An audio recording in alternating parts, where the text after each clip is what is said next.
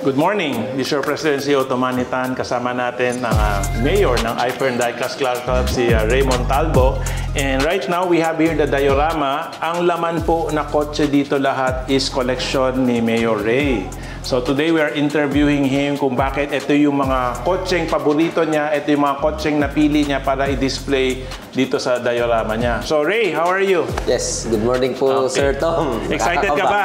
Excited ka ba po na makita ng iFern Nation ng iyong collection? Yes, sir. Okay, so ikaw first, ang una ko napansin SUV lahat to. Yes, sir. Okay, so bakit SUV yung napili mo na i-collect or SUV yung napili mo i-display dito? Ganito po, sir. Since nasa construction business po kami, so kung kotse, hindi naman po namin maipasok sa loob ng site. Okay. So bata pa po ako, mga SUVs po yung nagiging sasakyan po namin. Okay. Especially this mga model po. Okay. So, kaya SUV yung paborito niya kasi contractor sila. By the way, hindi pipitsugin na contractor to. MRT7 yung contracted project nila ngayon. Okay. So, tell me, napansin ko maraming puti.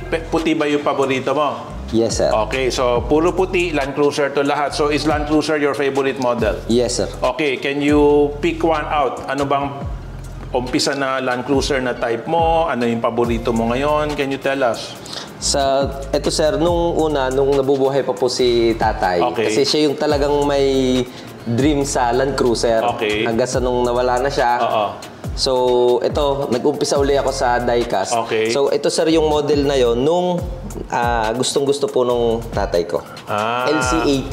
LC80? Yes, okay, opo. Okay. And then, nung ang kwento dito sa model na to, kung hindi ko nagkakamali, Land Cruiser dati, 4x4 utility. Ito daw yung crossover na umpisa naging luxury si Land Cruiser. Tama? Ito yung in-between model, no? Yes, tapos napunta na siya sa luxury. Tatandaan ko yung mga tito ko nakaganito eh. Opo. Yes.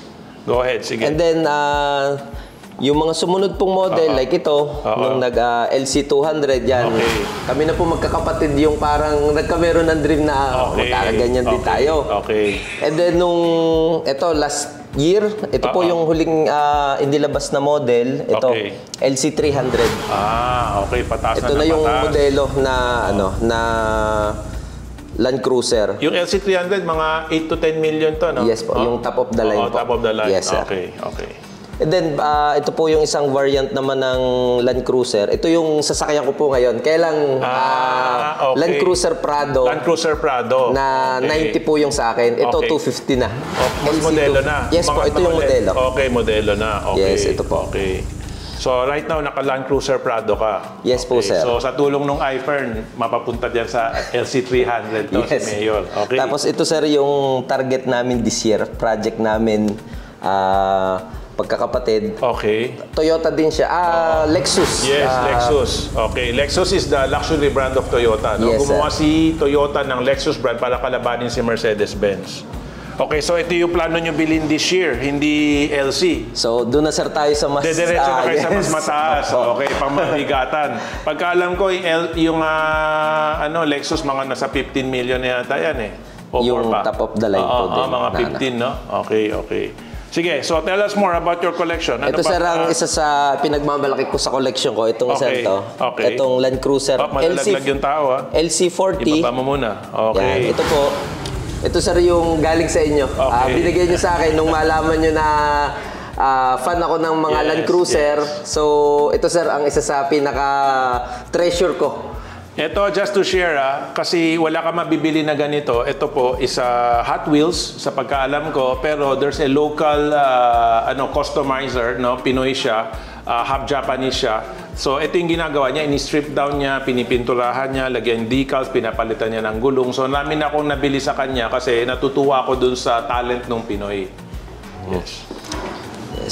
And ito sir, yung natatandaan ko pa po nung bata ako, itong mga LC40 na to, ito yung mga unang-unang modelo na Land Cruiser. May ganito po yung tito ko. Yung mga classmate ko dati, pumapasok sa eskwela, natatandaan ko. Yan yung pinakaunang Land Cruiser talaga. Dito po galing ito yung parang grandfather. Grandfather ng all of Land Cruiser. Land Cruiser. Yes, sir. Okay, so anything else that you want to add about your collection? Parang does it make you happy? Does it inspire you? Ano yung feeling when you're collecting, pag nag-unboxing ka, pag nagdi-display ka, anong feeling? Unang-una sir, nagpapasalamat po ako dahil dito sa diecast. Parang yung dating pinapangarap ko, pwede ko siyang umpisahan. Yes. Sa 1:64 scale muna. Okay. Parang mas naging porsigido po ako. Yes. Para makuha kung ano man yung gusto kong sasakyan through diecast. Mag-umpisa ako sa 1:64. Tama. And then yan, this year may target na kami na 1:1 na Lexus. Yes. So yun sir, ang isa sa nagpapasaya din sa akin na halimbawa sa site. Yes, yes. Yung kumuha lang ako ng isa, tingnan ko lang siyang ganyan, parang nakakawala ng stress, ng pagod. Yes. Ay, nangangarap ka. Yes, sir. Ilaruin mo lang doon sa table mo. And then, yun, i-display ko na uli siya. Yun po yung isa sa magandang naging epekto sa akin itong pagkukolekt ng diecast. Okay. So, thank you very much, no, Mayor Ray, and we're inviting all of you. By the way, isi-seal lang namin, halika. Sige, hawakan mo sa gilid. Ito po sa yun. Okay, so we're inviting all of you to come and visit the diorama display containing the prize collection of Raymond Talbo. No, nandito yung collection niya. And come and enjoy. And of course, we're inviting you also. Pag na-inspired ka, meron kang collection, please contact any of the officers ng iFern Diecast Club. President natin si Binchi, no? VP si Ray, meron din tayong ibang VP si Jeff, no? Si John Imperial, tapos si youngest, no? The youngest natin si Manuel Nazareno, no? 14 years old na Vice President natin. Iba talaga sa iFern, no? So, you can contact any of the VPs and of course President Binchi, and para sabihin na interested kayo na mag-display din ng collection ninyo. Nakalagay po lahat ng informasyon niya dito. Tapos here on the other side, we will give you information tungkol dun sa mga kotse na naka-display. No? Anong brand siya, anong model siya, and magkano yung market value niya para magkaroon kayo ng idea about collecting diecast. So this is your President CEO, Tomanitan, saying keep working, keep fighting, and I will see you at the top. Thank you.